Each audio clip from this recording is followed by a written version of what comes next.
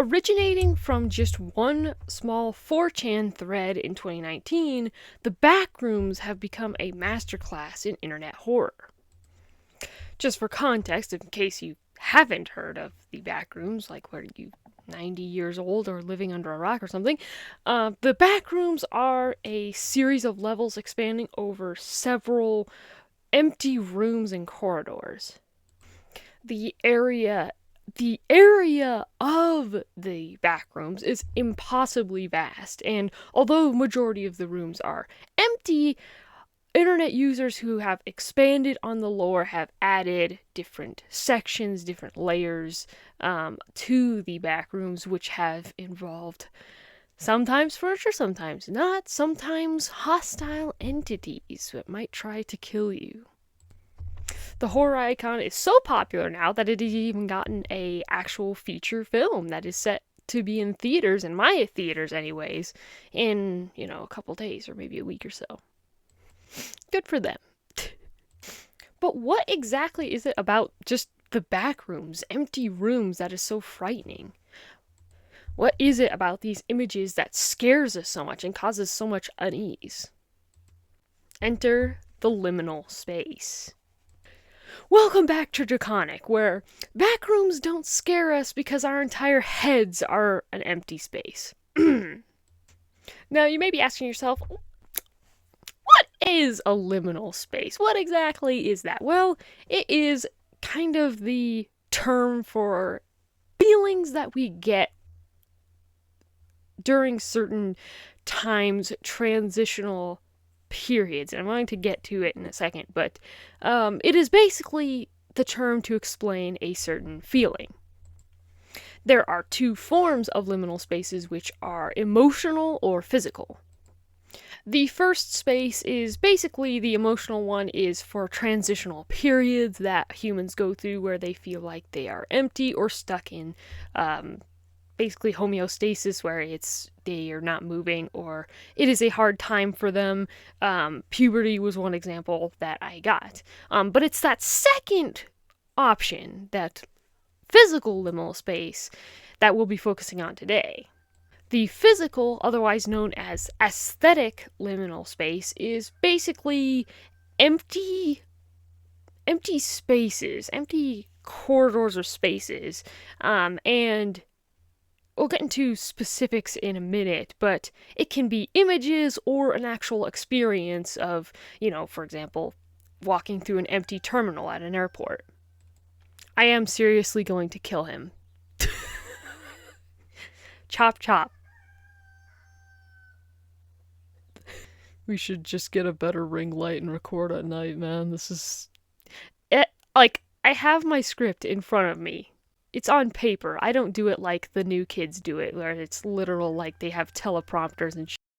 I don't do that. I have pictures, and what I do is I memorize my lines before I say them to the camera. And every time I think I have it in my head, he will crow, and I will lose it completely. It's very distracting.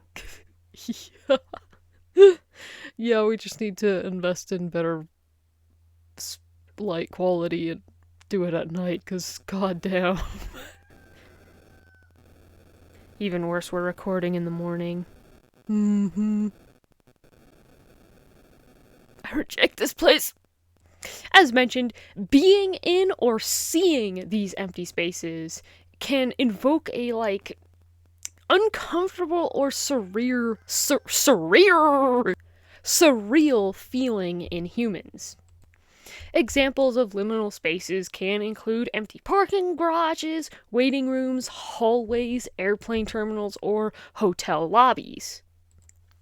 The term liminal space is a broad term for a transitional period, like I mentioned earlier, and typically these transitional periods can be... It's kind of hard to explain. It's like I explained, the emotional one would be like puberty. Well, for a physical space, it would be a sense where something is about to happen, but it hasn't yet. All the examples I just provided are great examples because they are indeed transitional spaces, and normally these spaces can fill humans with a sense of comfort and community. But it's one missing component that can transform these otherwise comfortable spaces into surreal, dreamlike encounters with a different world. That missing component just happens to be our fellow humans. I could fill the entire room with my imaginary friends. Would that count? Oh, maybe. You've done that before. I do that every night, and we'll get to that. The fascinating thing about liminal spaces is that they are completely unique to their architecture. I mean, think about it. Most liminal spaces that you see online or in images that invoke this uneasy feeling, they are built for human occupancy. Our stupid brains just so happens to recognize this. Hence, when these spaces are devoid of the very humans it was built for, it's like our brain sends off warnings. Something is dreadfully wrong, even if the reason isn't immediately apparent. We've looked at some of these pictures, and I'm just going to get to the part I was going to get to. These pictures don't really bother me, and there's a specific reason for that. So, for those who don't know, Draven's other time occupation, other than writing and doing these stupid videos, okay, that was a subtle jab, I didn't need to collect that stray, is because Draven is also a janitor. Yeah. So, as a janitor, I experience this literally every night, and it didn't really hit me until I started actually looking at these places, photos of these places, and I was just like, what's creepy about that? Yeah, well, you have a unique experience with this kind of thing because you literally do it every night. Yes, so I literally, to further elaborate on this, I'm going to put forth a couple pictures and you're going to see some similarities because they're all taken in the same building by me. So I took my own liminal spaces or backrooms pictures to show you guys exactly what I experience every night. This has been my life for years now. I've been a janitor for years, ever since I was a kid and I could work and make money. I've been working specifically this office building, and it is, I'm going to be honest with you, it didn't really occur to me that bad at first, but then, like, because I was doing this video and because I was looking this up and I found out that liminal spaces are an actual thing, I did go, one of the nights that I worked this place, I did go and I did just I took my headphones off because typically, as a janitor, you have your headphones in, you're doing your stuff, you're mopping, you're wiping, and so you don't really notice it at first, but I took my headphones off and just kind of was present in the moment. And that's where it kind of sunk in a little bit for you. It did, just a little bit, where I was like looking around and these spaces are just like they are. It's interesting how it's built for humans, and when there's no humans around, it is very strange. It is like a feeling that there's something is very wrong. Yeah, well, and you can just kind of tell from the pictures that it's even a place that is so familiar to us. Again, we've been working this space. I say we because I'm part of Draven's subconscious. I'd say you're part of my conscious, not even the subconscious part, dude. You are literally my other half. Okay, fair. Because I am our other conscious, I say we. But Draven has been working these for a long time, and again, they have been just, it's so par for the course for us to work this building and to be here and everything, that it was weird taking pictures of it and then looking back at the pictures and being like, oh, that is creepy. Yeah, it's almost like you get used to it as a janitor, working these buildings where there's no one around.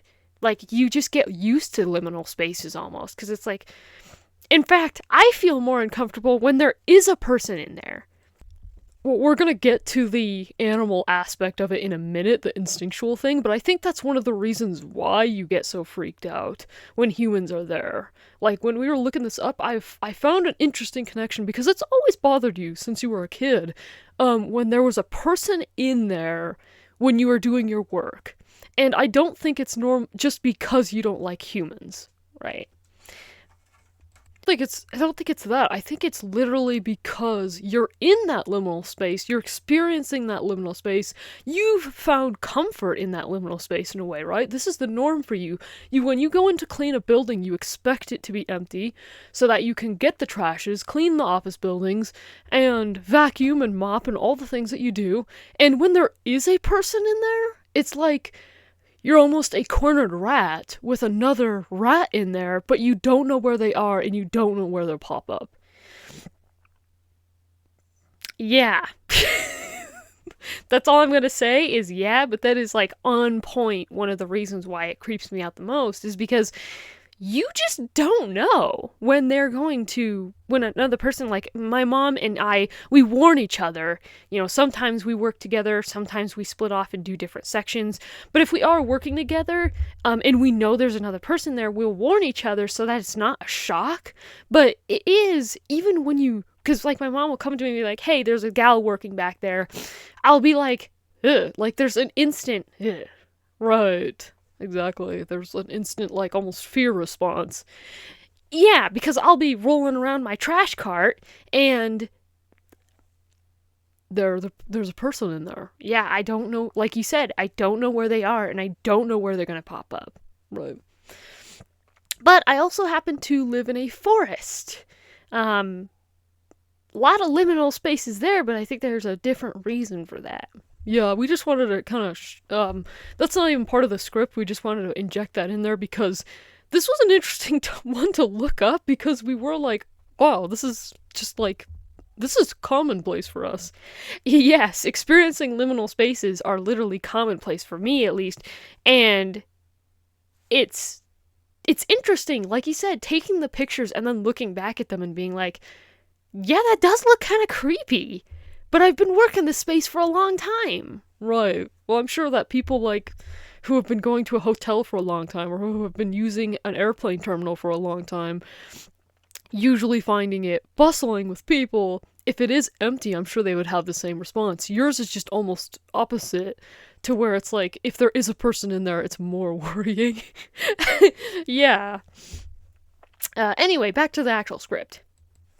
As stated, liminal spaces are typically man-made structures. They are not, when you look up liminal spaces and go to the images, they're mostly man-made structures. Doors, corridors, hallways, airplane terminals, lobbies, garage parkings, wherever.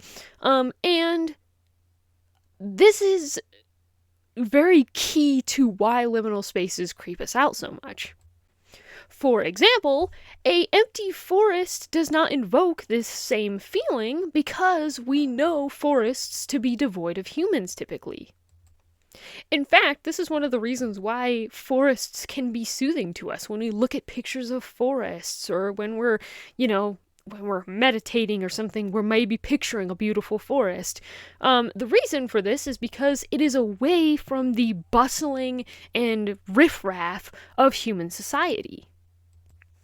This actually becomes a comfort to us as it is just a different space. And again, when we think of forests, we think of the sound of rain, the chirping of birds, the breeze hitting the trees and making all the leaves.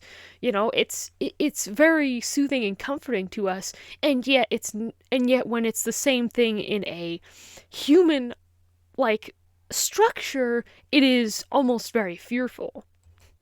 This is why forests don't really just invoke the same sense, because one of the big things about liminal spaces is that they are made for humans, but there's no humans. Whereas the forest, we typically don't think of humans just being in the forest. Whereas we have created a society where garages, parking garages, airplane terminals, all the things that I mentioned are typically where humans are, right? They're just they're there in herds and groups and stuff, and yeah, so when they're not there, that's when it's weird. Is the same way I could say that, like, if you were walking through a forest and you just happened upon a group of people in a forest, that would be weird. Right. It would be weird, like, it's almost the opposite. A forest is almost the opposite of a liminal space, where you want it to be empty. It should be empty, but if it's not empty, that's weird. Whereas a liminal space, these liminal spaces we've aforementioned, when they should be full, and when they're empty, they get this feeling. Yeah. However, there is still one state of a forest that does invoke that same kind of feeling that a liminal space can. In horror movies, there is the silent forest trope. When the characters that are navigating this forest are walking along, and then all of a sudden they realized there's no birds. There's no chirping, there's no squirrels, there's no chipmunks, there's nothing. It's dead silent. I can name 2 movies literally off the top of my head that have this trope. Yep, Sleepy Hollow. Sleepy Hollow has it, and what's the other one?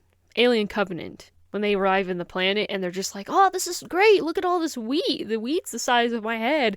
And then they're just like, wait a second, there's no animals. There doesn't seem to be any animals, no animal sounds, no nothing. This is a lush forest that they're walking through and there's nothing. Right.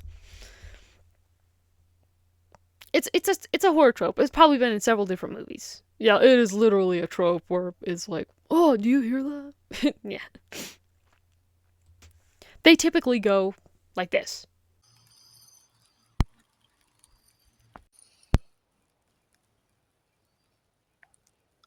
You hear that? What, the rain? No, not the rain.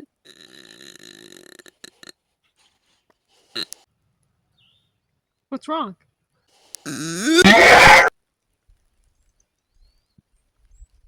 This is simply an evolutionary horror.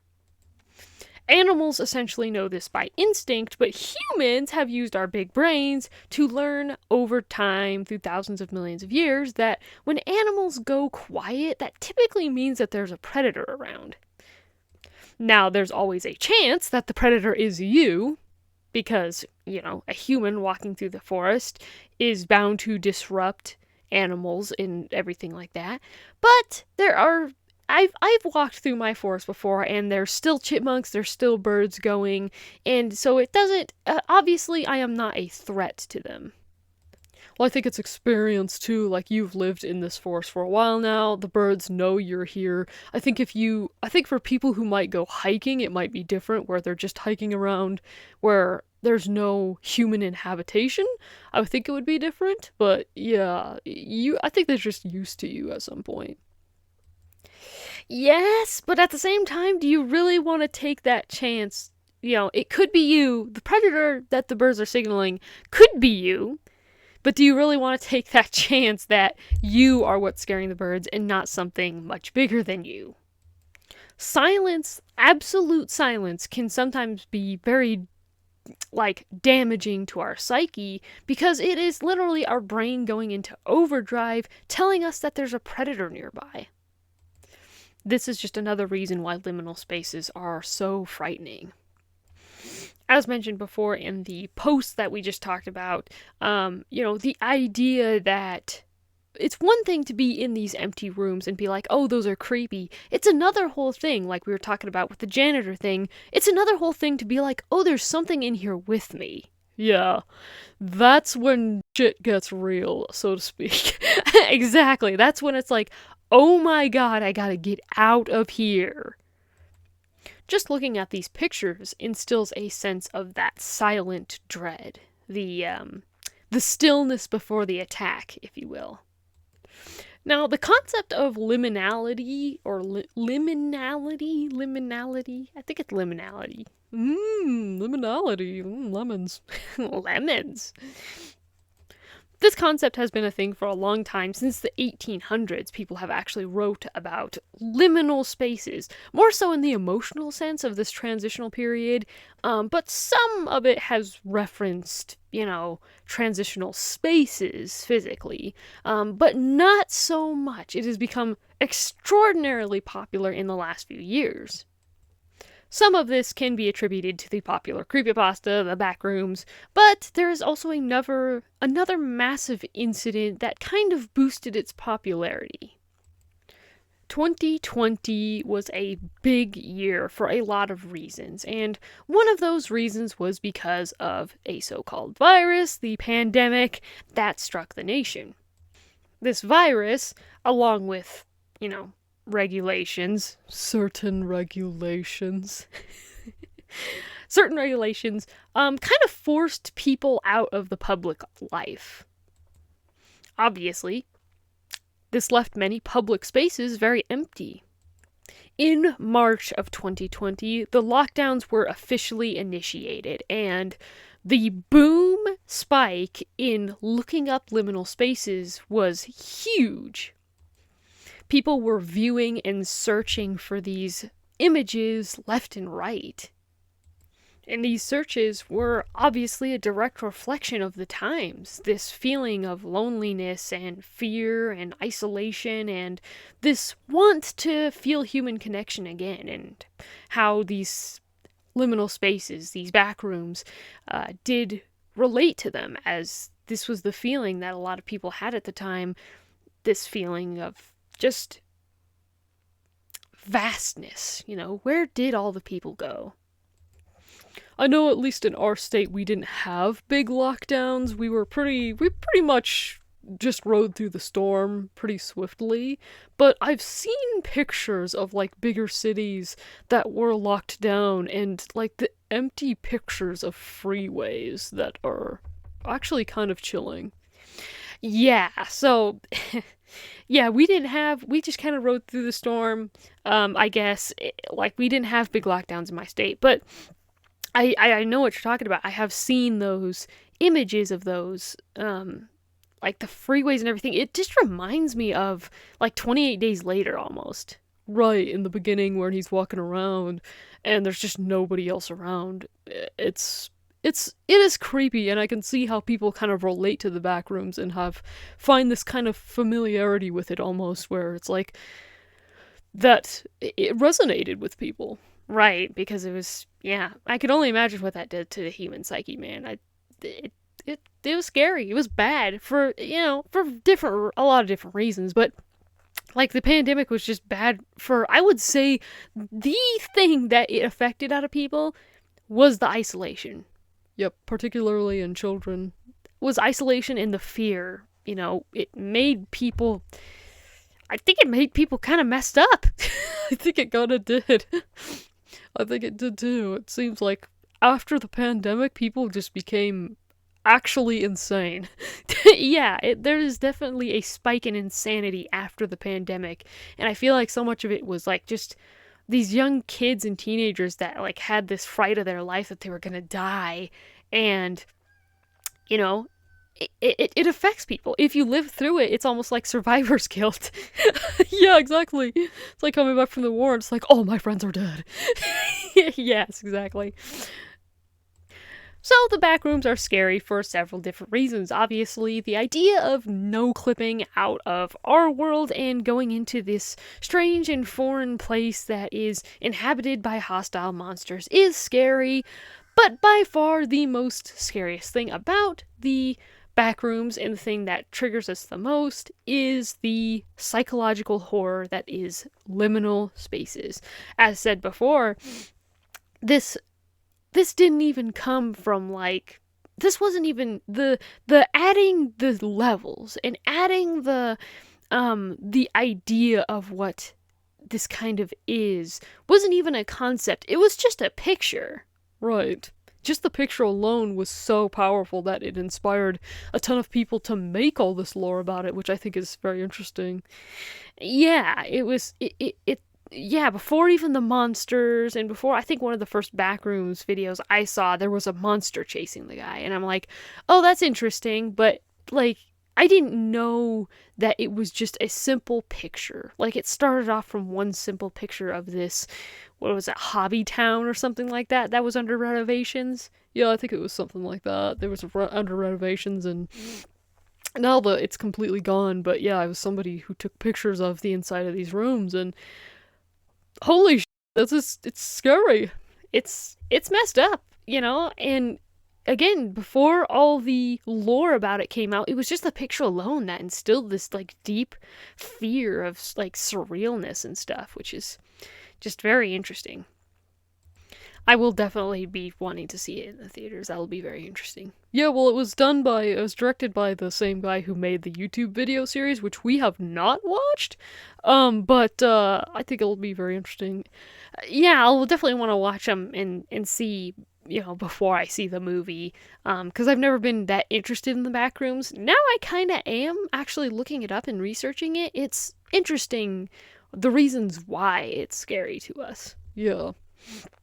But yeah, I'll definitely have to. Yeah, Kane, was it Kane Parsons or something? Kane Parsons, yeah. Kane Emerson. Kane. Last time we mentioned Kane, we told you to buy my book, so I'm going to tell you again, buy my book. Kane is like our sponsorship monkey. Sponsorship monkey? That's offensive, okay? That is offensive. Well, he's not black, so it's okay. You gotta stop, man. Okay, we're stopping this video. So, that was the video, and I hope that I will see you in the next one when I dive into a bowl of bone broth trying to find the Backrooms. Peace!